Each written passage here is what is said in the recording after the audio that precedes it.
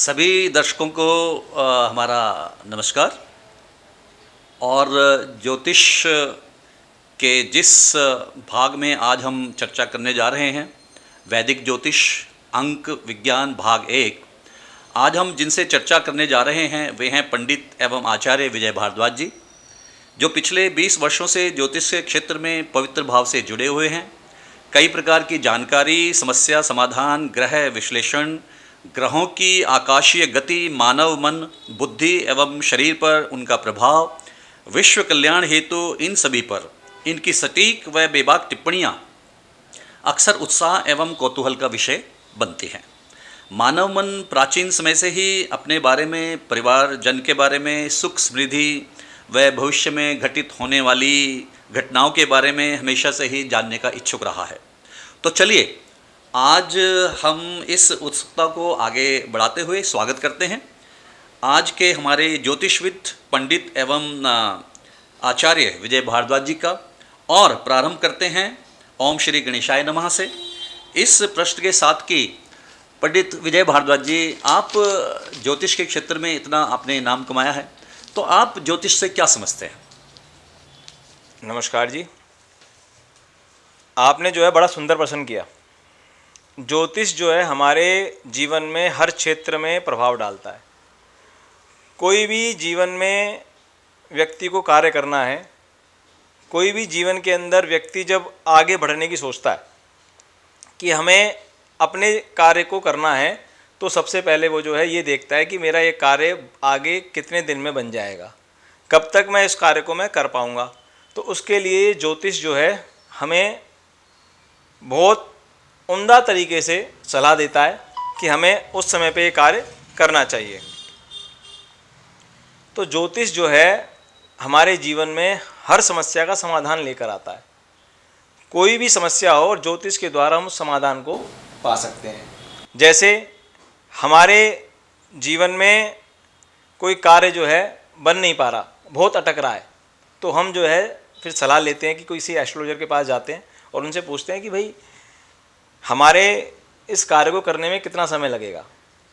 तो वो गणना करके बताते हैं कि भाई आपको ये जो काम है इतने दिन में आपका हो जाएगा, और ये सटीक गणना है। इसके अंदर जो हमारे वेद ऋषि मुनि महात्मा हैं, उन्होंने जब इसकी गणना करी तो उन्होंने जो है सारा निचोड़ शास्त्र में लिख दिया, जो वैदिक शास्त्र है, ज्योतिष शास्त्र है। तो ज्योतिष शास्त्र जो है अपने आप में सर्वोपरि है। वो गणना यदि आपने सही कर ली तो आपको उस कार्य को करने में शीघ्र मार्ग में पहुंचने में दिक्कत नहीं होगी।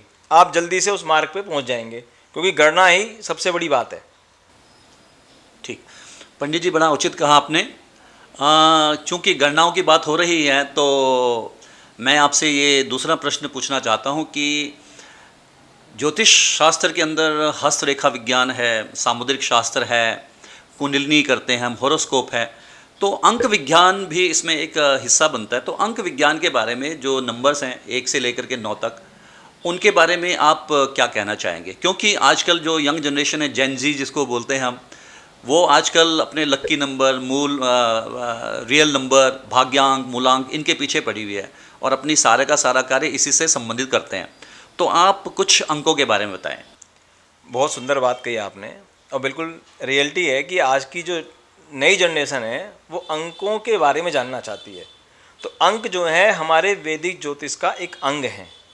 जैसे व्यक्ति जब बच्चा पैदा होता है तो पैदा होते ही उसको जो है एक नंबर मिल जाता है, और नंबरों का अपने जीवन में बहुत बड़ा खेल है। जब व्यक्ति पैदा होता है और व्यक्ति संसार में रहते हुए उन नंबरों के बीच में घूमता रहता है, और जब वो जाता है तो जब भी उसको एक नंबर मिल जाता है। तो नंबर का अपने जीवन में बड़ा महत्व है। जैसे बच्चा पैदा हुआ, पैदा होते ही कौन से वार्ड में बच्चा पैदा हुआ है, कौन से वार्ड में रखा हुआ है, तो उसका नंबर उसको मिल जाएगा। और जब बच्चा पैदा हुआ, पैदा होते ही एक जो नंबर होता है, एक डेट होती है, वो उसको मिल जाती है कि इस डेट में बच्चा पैदा हुआ है और ये इसका मूलांक होगा जिस डेट में वो बच्चा पैदा हुआ है। अब उस मूलांक को लेकर बच्चा अपने पूरे जीवन में चलता है, उस नंबर को लेकर चलता है। वो स्कूल में जाता है तो उसको एक रोल नंबर मिल जाता है, वो भी एक नंबर है।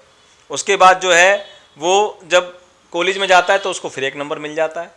जिस घर में रहता है उस घर में उसको एक नंबर मिल जाता है कि उस घर का ये मकान नंबर है। उसके बाद जो है जिस दिन उसकी शादी होती है तो उसको एक नंबर मिल जाता है कि उस दिन उसकी शादी होनी है, उस तारीख को होनी है। और उसके बाद जो उसकी वाइफ आती है, वाइफ भी एक उसके पास एक मूलांक होता है, भाग्यांक होता है।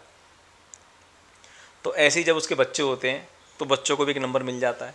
जब वो ऑफिस में जाता है तो ऑफिस में जो उसका रूम होता है उसका भी एक नंबर होता है।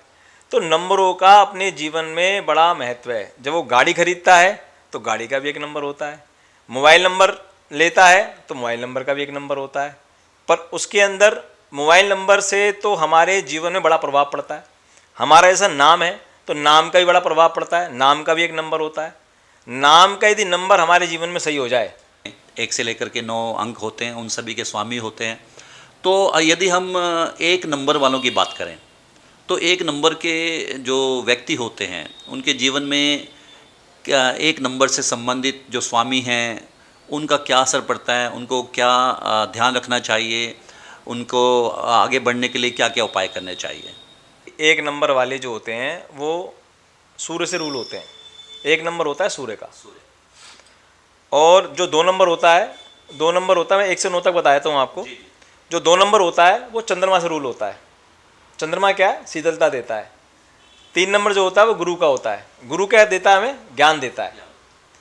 जो 4 नंबर है वो राहु का नंबर है। राहु क्या है? डिसिप्लिन चाहता है। 5 नंबर जो है बुध का है। बुध जो है कुमार नंबर है, मतलब वो जो है राजा का पुत्र है। जी। 6 नंबर जो है वो लग्जरी का नंबर है, शुक्र का नंबर है वो। जो 7 नंबर है वो आपका जो है केतु का नंबर है। केतु चाहता है कि भाई हम जो है धार्मिक बने रहें। 8वां जो नंबर है, 8 नंबर जो है वो शनि का है। शनि जो है वो न्याय के देवता हैं। और जो 9 नंबर है वो मंगल का है। मंगल जो है सब ग्रहों के अंदर सेनापति हैं। तो पंडित जी आपने 1 से लेकर 9 नंबर तक का वर्णन किया। अब किसी व्यक्ति को ये कैसे पता चलेगा कि उसका जो लक्की नंबर है या मूलांक है वो क्या है? 1 है, 2 है, 3 है, 4 है, 5 है? कोई एक उदाहरण से आप हमारे दर्शकों को बताइए ताकि वो भी अपनी नंबरों का चयन कर सकें और उसके हिसाब से अपने जीवन को आगे बढ़ाने में सहायता करें। बड़ी सुंदर बात कही आपने। देखो, हर व्यक्ति का एक लक फैक्टर होता है, हर नंबर का एक लक्की नंबर होता है कि भाई हमें ये नंबर मिल जाए तो व्यक्ति का लक जो है उसके कर्म के साथ जुड़ जाता है। क्योंकि कर्म तो करना ही पड़ेगा, बिना कर्म करे बात नहीं बनती। कर्म जब व्यक्ति करता है और उसका लक उसके साथ होता है तो व्यक्ति बहुत बहुत ऊंचाइयों को छूता है। आज इसी विषय में बहुत डिटेल में बात करते हैं कि भाई लक की नंबर हमें कैसे मिले, हमारा लक हमारे कर्म के साथ कैसे जुड़े। देखो, नंबर सबके पास होते हैं। जो जन्म से व्यक्ति लेके पैदा हुआ है, डेट ऑफ बर्थ जिसको मिली है, उसको हम बदल नहीं सकते। पर हम लक्की नंबर को हमें पता चल जाए कि हमारे लिए लक्की नंबर है, हमारे जीवन के अंदर ये उन्नति देगा, तो उसके लिए हम प्रयास कर सकते हैं कि भाई ये लक जो है हमको मिले। जैसे 1 नंबर है, 1 नंबर का जो लक्की नंबर है वो एक ही नंबर है जो विशेष नंबर है। यदि 1 नंबर वाले को 1 नंबर मिल जाए तो वो जो है उसका व्यक्तित्व जो है बहुत प्रसिद्धि में जाएगा। 2 नंबर जो है, 2 नंबर जो है चंद्रमा को रूल करता है। चंद्रमा के साथ में यदि 3 नंबर जुड़ जाए, मैं विशेष नंबर बता रहा हूँ आपको, 3 नंबर जुड़ जाए तो उसका जो है गज केसरी योग चालू हो जाता है। अच्छा। 3 नंबर जो गुरु को लीड करता है, गुरु जो ज्ञान के देवता हैं और ज्ञान के साथ साथ धन की आवश्यकता पड़ती है, तो उनके लिए गुरु के लिए 5 नंबर सबसे श्रेष्ठ है। 5 नंबर यदि मिल जाए तो व्यक्ति बहुत ऊंचाइयों पर पहुंचता है और अच्छा व्यापार करता है। यानी आप कहना चाह रहे हैं 3 और 5 का संगम अच्छा चलेगा। और 4 नंबर पे आते हैं।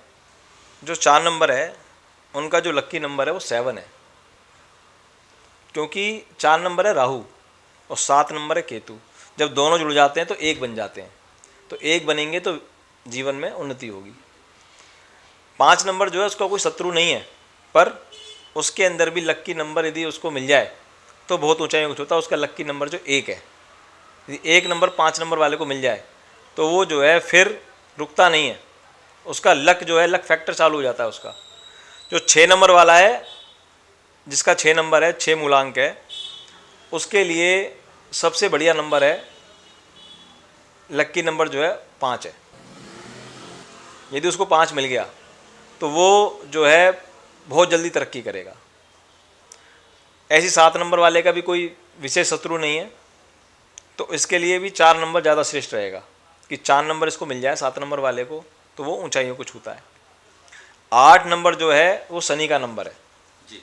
शनि जो है न्याय के देवता हैं। हाँ जी। अब इनको मिलना चाहिए 3 नंबर। यदि इनको 3 नंबर मिल गया तो फिर ये रुकेंगे नहीं, जी। फिर ये आगे बढ़ेंगे। अब 9 नंबर जो है सब ग्रहों के अंदर एग्रेसिव है। उसको यदि 1 नंबर मिल गया, उसका जो लक्की नंबर है वो 1 है, यदि उसको 1 नंबर मिल गया तो फिर वो जो है बहुत जल्दी ऊंचे पद पे पहुंच जाएगा व्यक्ति, बहुत जल्दी ऊंचाइयों पे पहुंचेगा, बहुत अच्छा व्यापार करेगा। पंडित जी, इसको आपने बड़े अच्छे ढंग से ये बताया। हम एक डेट ऑफ बर्थ से देखते हैं कि किस तरह से लक्की नंबर निकाला जा सकता है। एक डेट ऑफ बर्थ है पंडित जी, ये 27/5/1968। देखो 27/5/1968 हमारे जो यूनिवर्स है इसके अंदर 80% लोगों के पास 5 नंबर नहीं है, 20% लोगों के पास ही 5 नंबर है, क्योंकि 5 नंबर जो ब्रह्मस्थान में आता है, और जिसके पास 5 नंबर है वो कहीं ना कहीं ऊंचाई पे पहुंचेगा। उसके साथ लक फैक्टर उसके साथ रहेगा हमेशा, वो कोई भी काम करेगा उसको ऊंचाइयां मिलेंगी मिलेंगी। 5 नंबर का अपने जीवन में बड़ा महत्व है। 5 नंबर जिसके पास नहीं है उसको जो है 5 नंबर एक्टिवेट करना है अपना। जैसे उसके पास जो है उसके परिवार में कोई बच्चा पैदा हुआ और वो 5 नंबर में हो गया तो उसका 5 नंबर एक्टिवेट हो जाएगा, यदि 5 नंबर उसके पास नहीं है। यदि खुद के पास है, जैसे आपने डेट ऑफ बताई 27/5/1968 68, तो इसके लिए जो मूलांक है वो 9 है, और जो इसका भाग्यांक बैठेगा वो इसका भाग्यांक बैठेगा आपका जो है 7 और 8 15 और 5 20 2।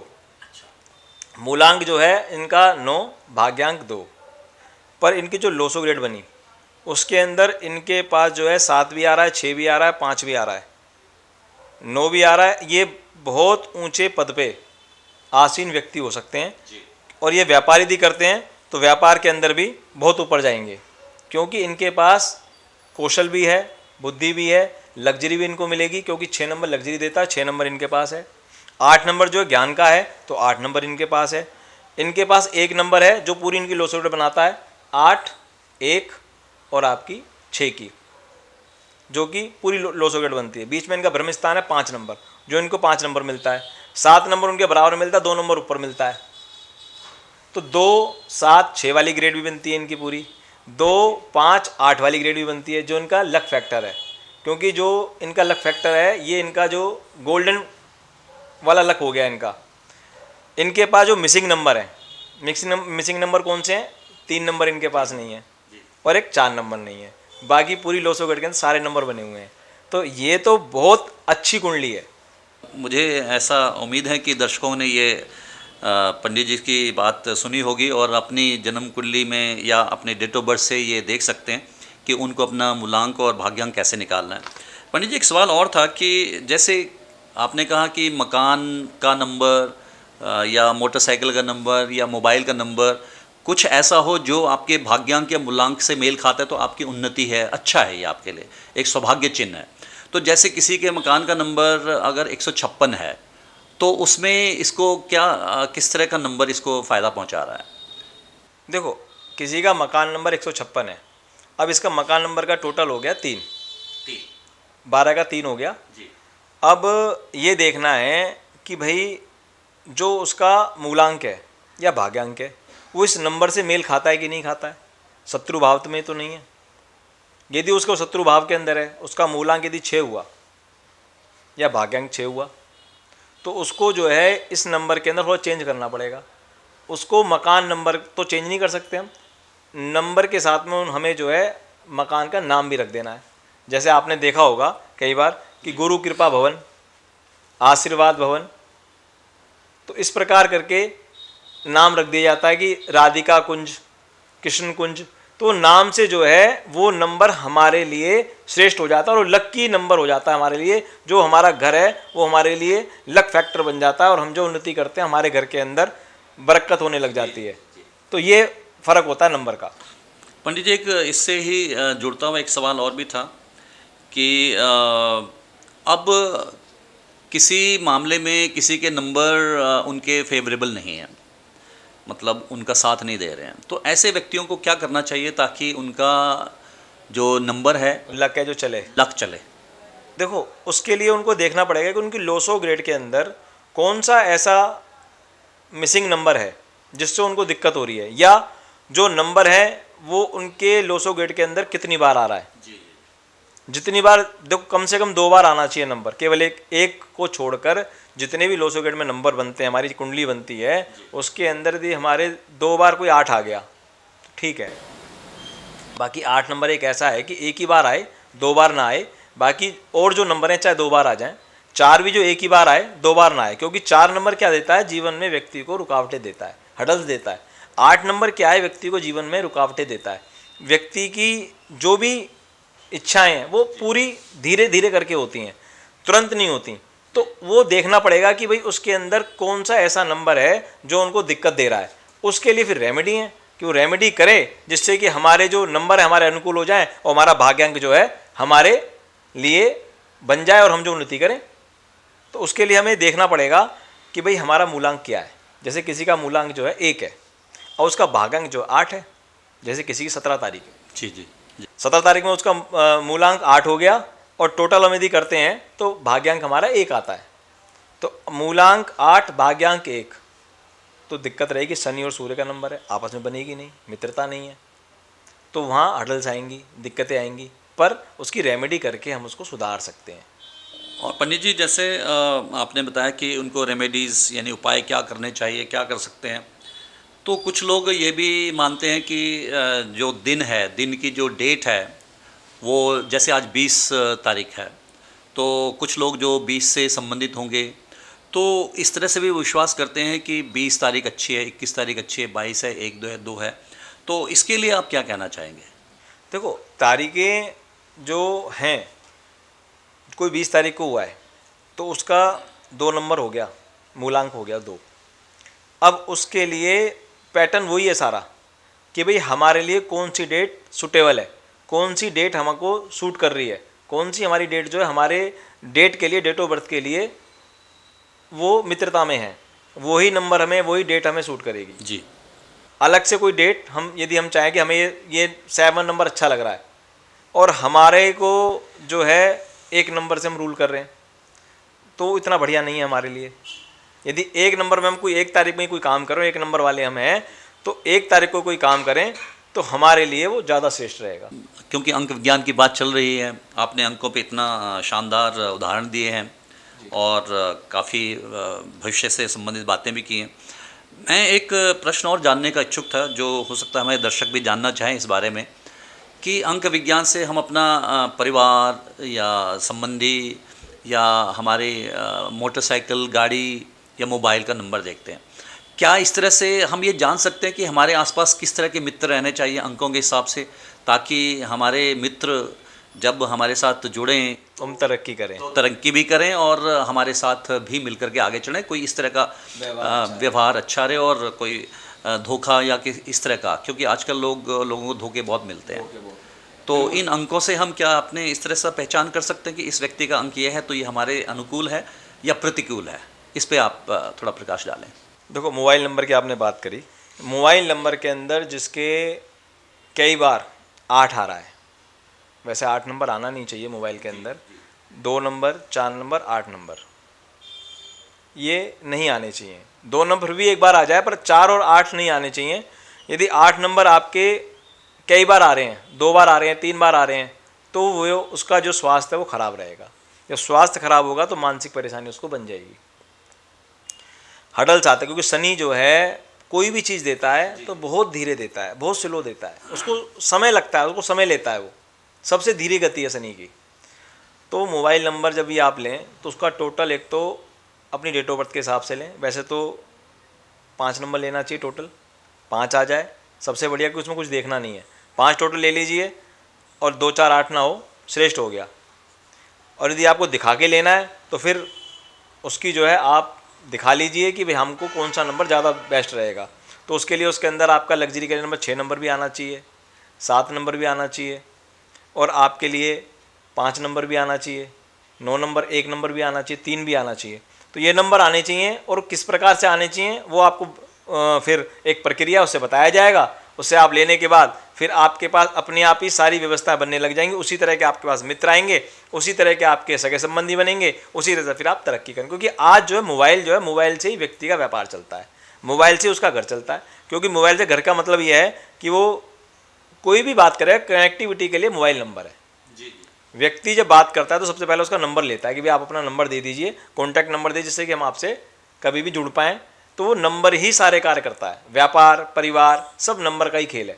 तो इसलिए नंबर आप सही रखिए। नंबर आपका सही होगा तो जैसे बड़े बड़े जो व्यापारी हैं वो जब अपने यहाँ किसी एम्प्लॉय को अपॉइंट करते हैं तो सबसे पहले उसका नंबर चेक करते हैं कि भाई इसका नंबर मेरे लिए, मेरी संस्थान के लिए कैसा रहेगा।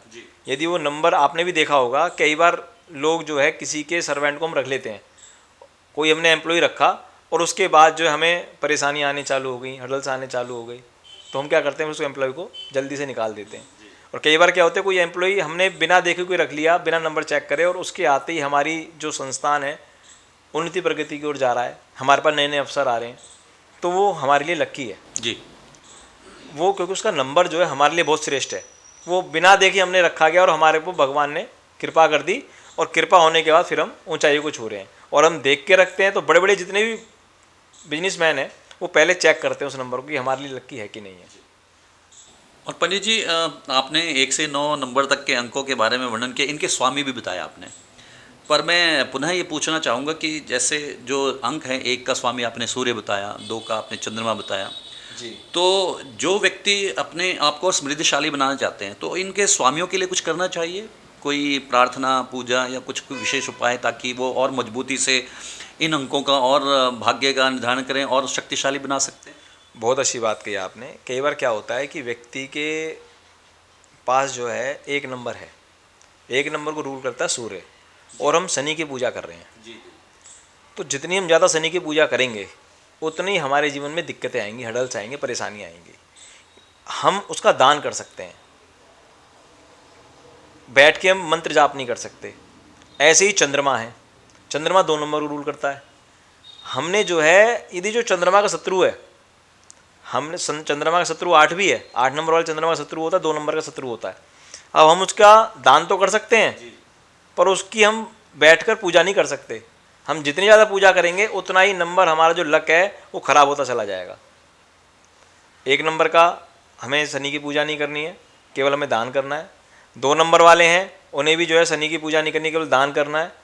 ऐसे 3 नंबर वाले गुरु के हैं। गुरु अपने आप में बहुत श्रेष्ठ नंबर है। गुरु जिसका स्ट्रोंग हो जाता है, गुरु जो है धन भी देता है, बुद्धि भी देता है, ज्ञान भी देता है, सब कुछ उसके पास हो जाता है। पर गुरु को हम ज़्यादा स्ट्रोंग कर लेंगे तो फिर धन की व्यवस्था कम हो जाएगी, क्योंकि जहाँ सरस्वती आती है वहाँ लक्ष्मी जी नहीं आती। अंक विज्ञान का मतलब है कि ज्योतिष एक साइंस है, विज्ञान है।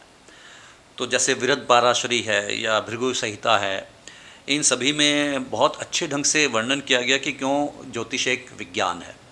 तो आप इस पे प्रकाश डाल सकते हैं। नक्षत्र है, गणनाएं हैं, हमारा जो यूनिवर्सल काउंसिल है, आकाशीय काउंसिल है, या फिर हमारे जो जितने भी ग्रहों की गति है जिनकी हम गणनाएं करते हैं, डिग्रीज़ करते हैं, क्या आप ये हमारे दर्शकों को बता सकते हैं कि इसको विज्ञान की कैटेगरी में हम क्यों ज्योतिष को रख सकते हैं?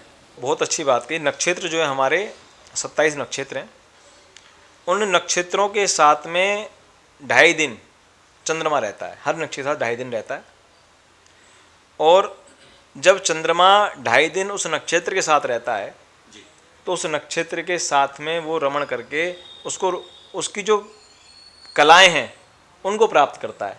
चंद्रमा जो है मन का कारक है, सीधा सीधा मन पे इफेक्ट डालता है। चंद्रमा ही धन का कारक है, सीधा सीधा जो धन के हमारी व्यवस्थाओं को देखता है। चंद्रमा ही जल का कारक है, जल जो है हर व्यक्ति के शरीर में सबसे ज़्यादा रहता है। लगभग 70 से 75% रहता है शरीर में जल। जल यदि किसी के शरीर में कम हो जाता है तो उसके साथ में बीमारियां बनने चालू हो जाती हैं। तो यदि चंद्रमा किसी का वीक हो जाता है, चंद्रमा का जो नक्षत्र है वो यदि हमारा वीक हो गया, तो फिर व्यक्ति का मन जो है कहीं भी लगेगा नहीं, क्योंकि उसको अशांति रहेगी। कहीं भी घूमेगा, कहीं भी जाएगा, कहीं भी बैठेगा तो उसके अंदर बहुत ज़्यादा वीकनेस रहेगी। आपने देखा होगा चंद्रमा जब पूर्ण कला से होता है, जब पूर्णिमा आ रही है तो पूर्णिमा पे पूर्ण कला पे चंद्रमा होता है, तो उस समय पे समुद्र के अंदर भी ज्वार भाटा बहुत तेज चलता है, क्योंकि वो चंद्रमा की वजह से सारी चीज़ें होती हैं। चंद्रमा में शीतलता होती है। जो नक्षत्र हमारे हैं वो हर नक्षत्र का एक देवता है। अब ये बातें हर किसी को नहीं पता। अब जिस नक्षत्र में जो व्यक्ति पैदा हुआ, उस नक्षत्र के उस देवता की हमें पूजा यदि कर ली तो हमारा नक्षत्र जो है एक्टिवेट हो जाएगा, और हमारा जब नक्षत्र एक्टिवेट होगा तो हमारा भाग्य जो है बहुत तेज़ी से आगे चलेगा। हम किसी भी काम को करेंगे तो हम उसको करने में सक्षम हो पाएंगे। नहीं तो हमको ये पता ही नहीं है कि हमारा देवता कौन है नक्षत्र का, हम किस देवता की पूजा करें, क्योंकि लोगों को पता नहीं। लोग पूजा तो बहुत करते हैं पर उसका फल भी प्राप्त नहीं होता। लोग परेशान रहते हैं कि हमने 2-2 घंटे 3-3 घंटे पर पूजा करिए पर हमें उसका लाभ नहीं मिला। पर उनको पता नहीं ना कौन सी देवता की पूजा करनी है, कि उनका देवता कौन है जिससे उनको शीघ्र लाभ देगा। जैसे कि व्यक्ति के पास गाड़ी तो है पर उसकी चाबी जो है कहीं खो गई है। अब खोई कहाँ पर है? जहाँ पर बहुत सारी चाबियाँ रखी हैं गाड़ी की। अब उस जो भी चाबी लगाता है उस गाड़ी को खोलता है, खोल नहीं पाता वो, तो उसके लिए सही चाबी की जरूरत पड़ेगी। जैसे ही हम अपने नक्षत्र के देवता की पूजा प्रारंभ कर देंगे तो वैसे ही हमारा भाग्य जो है वो जागृत हो जाएगा, और जो हम चाहते हैं वो हमें मिलने लग जाएगा। पंडित जी, आपने नक्षत्रों की बात की। नक्षत्र विज्ञान ज्योतिष का एक अंग है, लेकिन ये बहुत ही बड़ा विषय है। तो मैं तो चाहूँगा कि आपसे आप किसी दिन नक्षत्र विज्ञान के ऊपर चारों चरणों के बारे में, इनके बारे में आप हमारे साथ चर्चा करें बात के लिए। लेकिन एक चीज़ जो आपने कही है, मैं उसी से एक दूसरा प्रश्न पूछना चाहता हूँ आपसे। जैसे हमारे जो प्राचीन वैदिक ज्योतिष है वो चंद्रमा से गवर्नड है, चंद्रमा से निर्धारित है कि चंद्र राशि को हम मानते हैं। लेकिन आजकल की जो जेन जी है, जो यंग जनरेशन है, वो वेस्टर्न एस्ट्रोलॉजी पे ज़्यादा करती है, क्योंकि वो सन यानी सूर्य की गति से करती है। तो वो कहते हैं I am an Aries, Taurus and Gemini.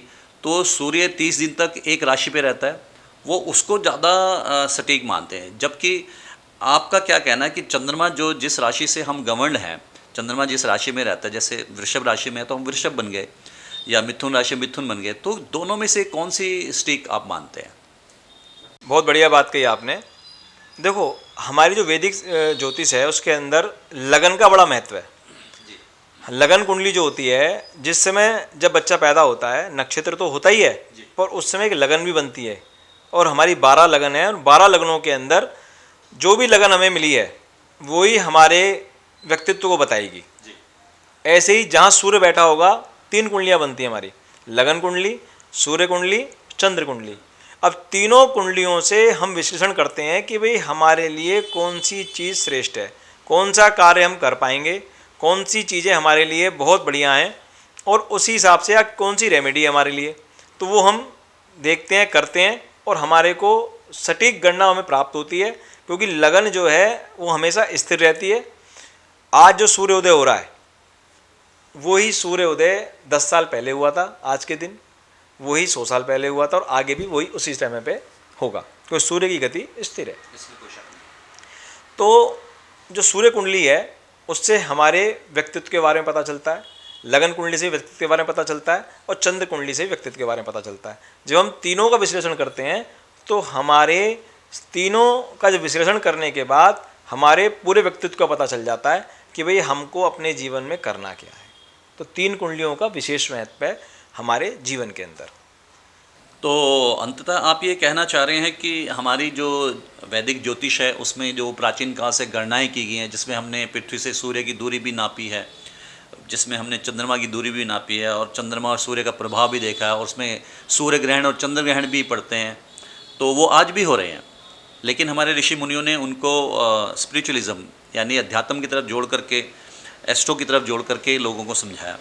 मैं अब आपसे एक ये छोटा सा प्रश्न पूछना चाह रहा था। वैसे ये बहुत बड़ा प्रश्न है कि कुछ लोग तो ज्योतिष में विश्वास करते हैं, कुछ नहीं करते हैं, ऐसे व्यक्तियों को आप क्या संदेश देना चाहेंगे? मैं एक ही बात कहना चाहूँगा कि भाई सूर्य प्रकाश देता है, रोशनी देता है और गर्मी भी देता है। अब हम उसको निकल रहा है और यदि बादल छा गए तो उसे तो निकलना है, हम उसको मान रहे हैं तो भी वो निकल रहा है, यदि हम उसको नहीं मानते हैं तो भी वो अपना काम कर रहा है। ऐसी चंद्रमा है, चंद्रमा शीतलता देता है, तो हम माने कि चंद्रमा आज नहीं निकला, पर चंद्रमा तो निकला है, बादलों में तो छिपा हुआ है, बादल तो उसके आगे लगे हुए हैं। तो ऐसे ही जो ज्योतिष का कार्य है, ज्योतिष अपना काम करता है। आप ज्योतिष को मानते हैं तो भी ठीक है, चल रहा है काम आपका, यदि नहीं मानते तो भी ज्योतिष अपना काम करेगा, क्योंकि जिसका जो प्रभाव है वो प्रभाव आपको उसका मिलेगा ही मिलेगा। क्यों? और एक बात और है, विश्वासम फलदायकम, विश्वास ही फल का दाता है। यदि आपने किसी साइंस पे विश्वास किया है तो आपको उसका फल मिलेगा, 100% मिलेगा, जिससे कि आपके जीवन में कार्य बने, क्योंकि वो अपने कार्य को करने के लिए तत्पर है। व्यक्ति अपने काम को करने में कहीं ना कहीं कमी बरत सकता है, कोताही बरत सकता है, पर जो हमारी यूनिवर्स है, हमारे जो ग्रह हैं, हमारे नक्षत्र हैं, हमारा ज्योतिष है, वो अपने कार्य को 100% करता ही करता है। तो आपका कहने का मतलब ये है कि ज्योतिष अपने आप में एक संपूर्ण विज्ञान है और ये प्रूव भी हो चुका है। ये निर्भर करता है कि किस ज्योतिषाचार्य ने कितना अध्ययन किया है और वो कितना उसका फलित उसका वर्णन करता है, कैलकुलेशन करता है। तो क्या आप ये कहना चाहते हैं कि ज्योतिषाचार्य तो बहुत हैं पूरे भारत में, लेकिन कुछ की गणनाएं सटीक नहीं हो पाती, कुछ की हो जाती हैं या अंतर आता रहता है, ये इसकी वजह क्या होगी? सबसे सीधी सी बात यह है कि जिसने जितना इसके अंदर अध्ययन कर लिया, जिसने इसको जो है कह सकते हैं कि प्यार कर लिया, क्योंकि जो जिस तरीके से प्यार करता है अपने काम से, उसको जितना ज़्यादा प्यार है उतना ज़्यादा वो जो है उसके अंदर डीपली जा सकता है वो। अब किसी ने प्यार तो करा नहीं अपनी विद्या से, क्योंकि विद्या से प्यार करना पड़ेगा। आप जो हैं डायरेक्टर हैं यूनिवर्सिटी के, तो आपने अपने उस मुकाम पे पहुंचने के लिए अपने काम से बड़ा प्रेम किया, जब आप उस आसन पे पहुंचे, उस स्थान पे पहुंचे। अब कोई व्यक्ति को थोड़ी सी बातें पता चल जाती हैं, वो कहता है नहीं मेरे को आ गया, अब मैं जो है इसको करने लग जाऊंगा, तो उससे जो है वो कुछ तो गणना कर सकता है, पर सटीक गणना नहीं कर सकता, क्योंकि उसने उतना अध्ययन नहीं करा। अध्ययन करने के लिए उसको पढ़ना पड़ेगा, उसको उससे इश्क करना पड़ेगा, प्रेम करना पड़ेगा, जब ही जाके वो जो है उस मुकाम पे पहुंचेगा कि वो सबकी गणना कर पाए। नहीं तो वो जो है गणना तो करेगा, वो सटीक नहीं करेगा, वो कहीं ना कहीं रुक जाएगी और उसको जो है उस हिसाब की गणना करनी नहीं आएगी, सब पे करनी चाहिए। आपने सभी प्रश्नों के उत्तर बड़े सरल तरीके से दिए, गंभीर प्रश्न भी थे, लेकिन एक सवाल फिर भी उठता है कि क्या जो दर्शक हमें सुन रहे हैं और देख रहे हैं, उनके लिए आप ऐसा क्या संदेश देना चाहेंगे कि वो ज्योतिष को एक साइंस की तरह देखें, ज्योतिष को एक विज्ञान की तरह देखें और इसको आगे बढ़ाने में भी सहायता करें? क्या इसका अध्ययन करना चाहिए उनको, या अपनी आत्म संतुष्टि के लिए भी हम ज्योतिष शास्त्र को पढ़ सकते हैं? बिल्कुल बिल्कुल, आपने जो है बड़ा सुंदर प्रश्न किया है कि ज्योतिष क्या है, हमको कहीं भी पहुंचाने के लिए रास्ता है, जल्दी पहुंचने के लिए हमें एक मार्ग मिला हुआ है, और इसके लिए हमें उसका अध्ययन यदि करने को मिल जाए तो हम बहुत सारी चीज़ों को जल्दी से कर पाएंगे, उसमें समय नहीं लगेगा। और हमें पता ही नहीं है कि हमें जाना कहाँ है, तो उसके लिए हमें या तो किसी का सहारा लेना पड़ेगा, पूछना पड़ेगा, और वो सटीक आदमी तो मिलता है तो वेल एंड गुड, हमारा काम बन गया। यदि हमें नहीं मिला, क्योंकि आज देखा जाए तो आज के समय में व्यक्ति ने इसको जो है बहुत व्यापार बना दिया। पहले ये व्यवस्था नहीं थी। व्यापार बनाना ठीक है, पर ज़्यादा बनाना गलत है। व्यापार ज़्यादा बनाने से मतलब कि उनको केवल यही गणना रहती है कि मेरे को इससे अर्निंग करनी है, कमाई करनी है। जैसे कि आजकल सभी लोगों ने अपना अपना सिस्टम चला रखा है और थोड़ी 5-10 किताबें पढ़ के वो ज्योतिषाचार्य बन जाते हैं, उससे समाज के ऊपर भी जब वो अपनी फलित करते हैं उसका एनालिसिस करते हैं, रिजल्ट देते हैं, तो उसमें कई बार गलत प्रभाव भी पड़ रहा है। ऐसे लोगों के लिए आप क्या कहेंगे ज्योतिष का, ताकि सम्मान हो? मैं ऐसे लोगों को सर एक ही बात कहूँगा कि उन्हें और पढ़ना चाहिए और सीखना चाहिए, जिससे कि वो सही गणना कर पाएँ और लोगों को सही मार्गदर्शन दे पाएँ और वो नई नई ऊंचाइयों को छुएं। आधा अधूरा ज्ञान लेकर काम करने से कोई लाभ नहीं है, नुकसान है, क्योंकि अधूरा ज्ञान जो है व्यक्ति को गर्त में ले जाता है और गर्त में जाने के बाद व्यक्ति फिर कहीं नज़र नहीं आता।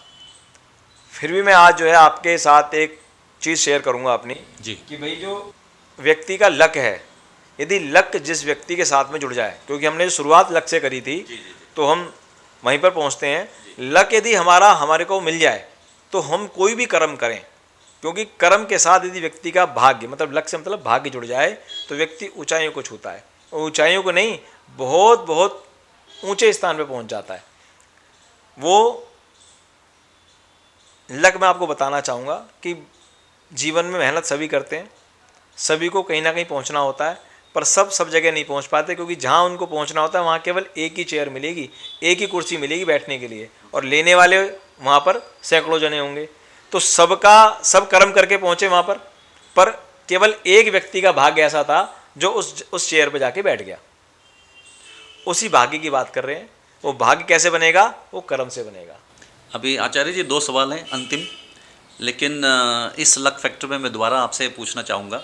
उससे पहले आपने इतने सुंदर वचन आज दर्शकों को बताए, उनको लक के बारे में बताया, लक्की नंबर क्या होता है, मूलांक, भाग्यांक, सभी के बारे में बताया। पर मैं जानना चाह रहा हूँ, जिस सुंदर तरीके से आपने बताया, एक ज्योतिषाचार्य के अंदर क्या गुण होने चाहिए? वो गुण जो ज़्यादातर लोगों को पता नहीं है कि किस तरह से उसको समाज में अपने आप को प्रस्तुत करके अपनी जो कुंडली है या ज्योतिष के जो लक्षण हैं या ज्योतिष की गणनाएं हैं वो किस तरह से प्रस्तुत करनी चाहिए, और उसके गुण क्या होते हैं एक अच्छे ज्योतिषाचार्य के? अच्छी बात है। देखो, ज्योतिष की गणना करने वाले के अंदर होने को बहुत सारे गुण होने चाहिए, पर विशेष 4 गुण तो होने ही चाहिए उसके पास। जी, जानना चाहेंगे कि भाई उसके पास जो पहला गुण है वो गुण ये है कि उसको बताने का तरीका आना चाहिए कि कैसे उसको एक्सप्लेन कर पा रहा है। प्रवीण होना चाहिए उसको। बिल्कुल, उसके अंदर उसको प्रवीण होना चाहिए। दूसरा गुण जो है कि कहीं उसको नेगेटिव बात दिखाई दे रही है कुंडली के अंदर, अब उसको नेगेटिव बात ना बताकर उसको उसका उपाय बता दिया जाए, जिससे कि उसको भय ना लगे, जिसको आप डर ना लगे। ज्योतिष ऊह ओह पटु। जी, ऊह पटु। तो वो जिससे कि उस कार्य को शीघ्र करे और उसका जो नेगेटिव पॉइंट है वो पॉजिटिव में बदल जाए। 2 गुण हो गए। तीसरा गुण जो होता है वो ये होता है कि वो बोलने की सरलता होनी चाहिए, कि वो व्यक्ति बोल किस हिसाब से रहा है। कोई जितना, जैसे आप डॉक्टर के पास जाते हैं, डॉक्टर मेडिसिन बाद में देता है, पहले वो बोलता बहुत मीठा है, बहुत सुंदर बोलता है, और बोलने से ही जो मरीज होता है उसकी आधी बीमारी, मतलब वो डराए ना सामने वाले को। अगर हो उसके जाती जीवन में कुछ होने वाला है। अनचाही बातें भी होने वाली हैं तो उसको डराए ना, डराए नहीं, उसको प्रेम से उसको हैंडल करे। बोलने का डराने से ही तो सर वो आगे की व्यवस्था बनती है। तो डराना गलत है। तीसरी जो व्यवस्था है वो डराना नहीं चाहिए, बोलने में सरलता होनी चाहिए। चौथा जो है, जो ज्योतिष का गुण है, वो ये है कि वो सुंदर बन के बैठे, क्योंकि यदि वो खुद ही गंदा बैठेगा बन के, साफ सुथरा नहीं होगा, जो आपके पास अपनी समस्या लेकर आया है, तो वो जो आपके पास पॉजिटिविटी है ही नहीं, नेगेटिविटी आप खुद लेके बैठे हो, और उसकी नेगेटिविटी आपके पास आई तो और ज़्यादा नेगेटिव हो जाओगे आप। तो इसलिए चौथा गुण, विशेष गुण ये है कि आपको साफ सुथरा होकर बैठना है, सुंदर बन के बैठना है, जिससे कि आपके पास पॉजिटिविटी आए। कोई नेगेटिविटी वाला बंदा भी आए तो वो भी पॉजिटिव होकर आपके पास से चला। आचार्य जी, मैंने पढ़ा था गणितज्ञ भी एक शब्द है उसमें आता है, तो गणितज्ञ भी होना चाहिए उसको, मैथमेटिशियन। बिल्कुल, गणना तो जब ही कर पाएगा जब गणितज्ञ होगा। यदि वो गणना ही नहीं कर पाएगा, यदि गणितज्ञ नहीं होगा, तो वो क्या उनको बताएगा? वो गणना करनी तो आनी ही चाहिए। किस प्रकार की गणना, मतलब क्या क्या गणना में आता है? जैसे लगन की गणना करना, डिग्रीज की गणना करना, कौन सा ग्रह कहाँ बैठा उसकी गणना करना, ऐसे। बिल्कुल आप सही कह रहे हो, गणना तो हर चीज़ की करनी पड़ेगी। जैसे आप नंबर की भी करते हैं तो नंबर की भी गणना करनी पड़ेगी। जब अंक ज्योतिष में जाते हैं तो आप, यदि आप हस्तरेखा में जाते हैं तो हस्तरेखा में भी करनी पड़ेगी गणना। तो आप वैदिक ज्योतिष में जाते हैं तो वहाँ भी करनी पड़ेगी। बिना गणना के तो आपका कोई काम बनेगा ही नहीं। आजकल संसार में ही समस्या चल रही हैं, युद्ध हो रहे हैं चारों तरफ। वेस्टर्न कंट्रीज़ में भी युद्ध हो रहे हैं, यूरोप में भी चल रहे हैं, एशिया में भी चल रहे हैं। कुछ ना कुछ चल ही रहा है, उत्पात मचा। कोरोना भी वापस आ रहा है। कोरोना भी वापस आ रहा है। 2020 में कोविड-19 भी आया था, आपको तो पता ही है। लेकिन संबंध बहुत बिगड़ रहे हैं लोगों के आपस में एक दूसरे के साथ। डिवोर्स के केसेस बहुत बढ़ रहे हैं। ये हो क्या रहा है ये पूरे विश्व में? खास करके मैं अगर भारत की बात करता हूँ तो शहरों में डिवोर्स बहुत बढ़ रहे हैं। जो शादियाँ पहले 50-50 साल चलती थी, आज वो 50 दिन भी नहीं चल रही हैं। बहुत सारे केसेस हर रोज़ हम न्यूज़पेपर में पढ़ते हैं और हम टीवी पे भी देख रहे हैं। ये इसके पीछे क्या वजह है? सबसे बड़ा कारण ये है कि भाई जो आपस में दो जनों का विवाह संबंध हुआ जी। उनके आपस के विचार नहीं मिले। विचार क्यों नहीं मिले? क्योंकि उनको जो चलाने वाला है, यूनिवर्स चलाता है। हमारे को जो चला रहा है, हमारे ग्रह नक्षत्र चला रहे हैं। हमारे ग्रह नक्षत्र जो हमारा, चाहे मित्र है, हमारी पत्नी है, हमारा सखा है, चाहे हमारा पुत्र है, हमारे पिता हैं, उन सबका एक स्वामी है और जो हमारा भी स्वामी है। यदि उन दोनों स्वामियों के अंदर टकराव है, शत्रुता है, मित्रता नहीं है, तो आपस में नहीं बनेगी। क्योंकि दोनों के अंदर यदि मित्रता होगी तो दोनों को चलाने वाले की जो बुद्धि चल रही है हमारी, वो हमारे गुरु चला रहे हैं, हमारे स्वामी चला रहे हैं, तो हमारी आपस में बननी बहुत अच्छी लग जाएगी।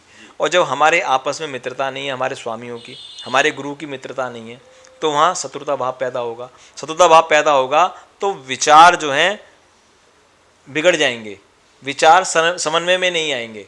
समन्वय में जब आते हैं जब मित्रता होती है। शत्रुता के अंदर विछोर होता है, वियोग होता है। तो इसीलिए वो उनको पता ही नहीं है कि भाई हमारे जो स्वामी हैं वो कौन है, उनके हमारे स्वामी के साथ मित्रता है कि नहीं है। यदि जिनको पता है तो उसकी रेमेडी कर सकते हैं, जिससे कि उनके जो विवाह संबंध हैं वो लंबे समय तक चले, घर में वाद विवाद ना हो और आनंद के साथ में जीवन चलता रहे।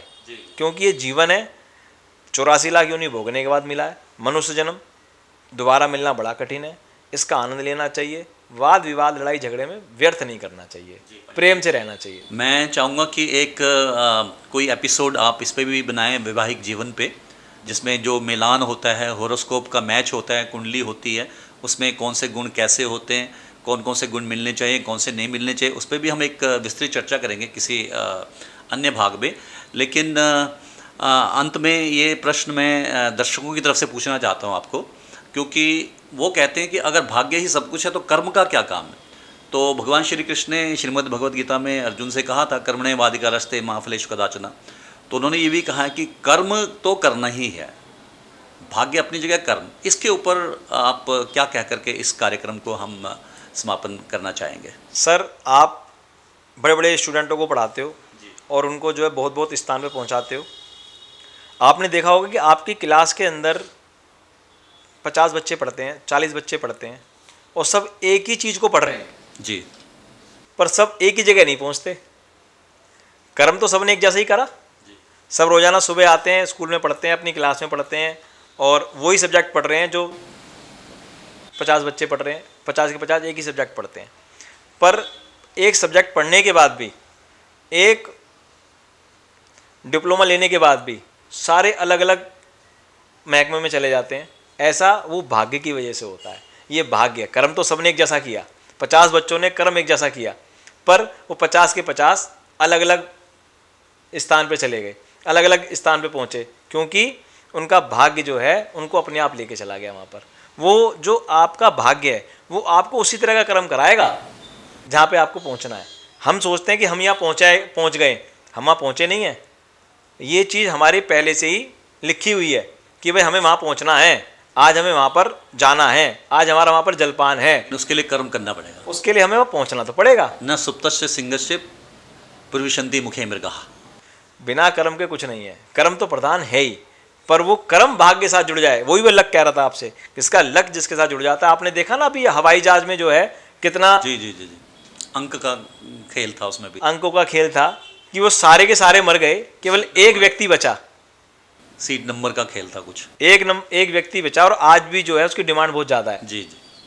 11 नंबर सीट की, 11 नंबर 11A, उसकी डिमांड बहुत ज़्यादा है। इतने सारे व्यक्ति सब मर गए, जो कि उस प्लेन को उड़ा रहा था वो भी मर गया, पर एक व्यक्ति जो ऐसा बचा, क्यों? कि उसका लक उसके साथ था, इसलिए वो जो बच गया। और इतनी ऊंचाई से गिरने के बाद भी उसको ज़्यादा कुछ नहीं लगी। निश्चित ये बहुत दुखद घटना थी जो हमारे देश में घटित हुई जी। लेकिन चूंकि हम अंकिक ज्ञान की बात कर रहे हैं तो हमने उसका एक संदर्भ लिया, रेफरेंस लिया वहाँ से। तो लक इसे कहते हैं कि लक जो है आदमी बिल्कुल पहुंचने की मतलब मौत के कुएं में पहुंचने के बाद भी वापिस आ जाना। जी जी। कहते हैं हमारे उसमें वैदिक ज्योतिष में यमराज जी के दर्शन कर लिए और वहाँ दर्शन करके वापिस आ गए, क्योंकि जो वापिस कोई आता नहीं है। दर्शन हो गए यमराज के तो हो ही गए फिर, पर वो लक की वजह से, अपने किस्मत की वजह से बचा। तो दर्शकों, आज हमने बातचीत की वैदिक ज्योतिष अंक विज्ञान भाग 1 के ऊपर। एस्ट्रो गुरु भी कहलाते हैं पंडित विजय भारद्वाज जी। आज पंडित जी आपने हमारे बीच में आकर हमें कृतार्थ किया। दर्शकों को बहुत सारे जो प्रश्न थे उनके मन में अंक विज्ञान से संबंधित, उस पर आपने बड़ी सारगर्भित चर्चा की हमारे साथ। क्योंकि बहुत सारे क्वेश्चन हैं आपके और मैं उनमें यदि डिटेल में जाऊंगा तो बहुत समय लग जाएगा, जो आपने कह दिया कि आगे हम कभी करेंगे। तो लास्ट में मैं यही कहना चाहूँगा कि अपने लक को बनाने के लिए आप जो है अपने माता पिता के चरण स्पर्श जरूर करें।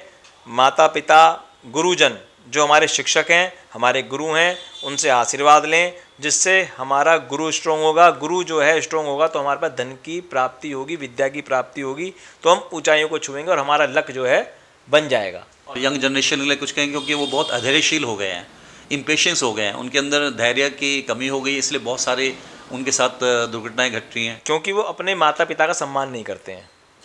जब अपने माता पिता का जो इंसान सम्मान नहीं करता, उसका सूर्य कमज़ोर हो जाता है। सूर्य कमज़ोर होता है तो उसको व्यक्तित्व में कमी आती है, और ओबियसली क्योंकि सूर्य जो है व्यक्तित्व को प्रेजेंट करता है। चंद्रमा जिसका कमज़ोर होता है, माँ से रूल होता है चंद्रमा।